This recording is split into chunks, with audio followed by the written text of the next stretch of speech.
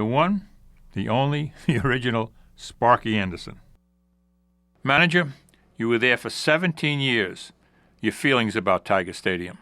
The funny part about this, Joe, and it lasts with me every time, even when I come to Detroit and I go by the stadium, just go by it, I have the same feeling. That, to me, on Trumbull Avenue, when you come up off of Trumbull and you look at that stadium, and just think about it, look above the stadium and see how high the lights are, and you say to yourself, that is what Major League ballparks look like. They are not ballparks that we're building today, Joe, that are put together with 5 and 6 different elements to try to make it look old. This stadium is there. That is what Major League Baseball is.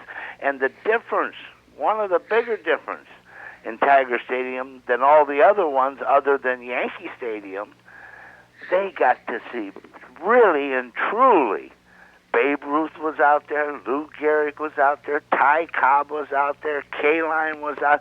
You start naming the people that put their foot on those grounds, and I'm going to tell you one thing, that stadium, to me, they ought to take the most beautiful aerial view. They've had them, I know that, but they ought to shoot it till they get the perfect aerial view, because that's what the major leagues was all about. You know, manager, wasn't it a fact that the fans were so close to the field that created a kind of intimacy that you don't get in an awful lot of stadiums? Absolutely. You're above our dugout, as you know, because where you guys sit in the press box, you know. Above our dugout is that overhang. And if you come out to the front of the dugout where the steps are, they can scream down at you. And Roger Craig used to say to me, don't step out there, the boys are hostile. And I would go out there. He said, don't do that.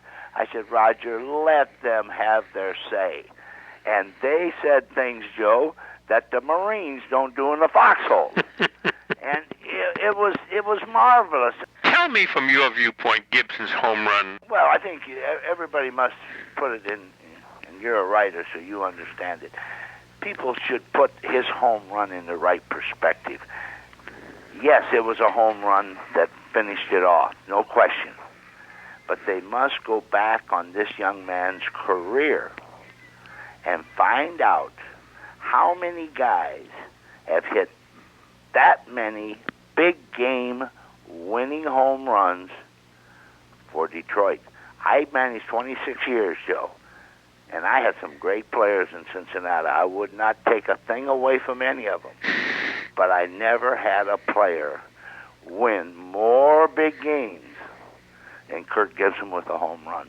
All right, back to the ballpark for a minute. Tell me about life in that dugout, because you used to tell me you'd hide behind the post to give you signs, and you'd be spitting out those sun seeds. Give me a sense of life in that dugout for 17 years in Detroit. Well, first of all, thank God I was little, because the big guys always bumped their heads, and I didn't have to worry about bumping my head. I could do anything I want. But, like you said, the pillars were great things for a manager, because I was able to work like on the middle of the pillar was one thing, on the right of the pillar is another thing, on the left of the pillar was another thing. So I could work the pillar for, say, 3 nights against Boston. Now somebody else come in, I could go in and they could see from the coaching box the steps. I could work the steps, but you couldn't see them from over there. I could have one right foot up on a step. That was the bunt. I could have the left foot up. That was the steal. I could have both feet and lean against the post. That was the hit and run. So you were able to do, without doing all that other stuff, you were hidden from them because that field has a slope to it.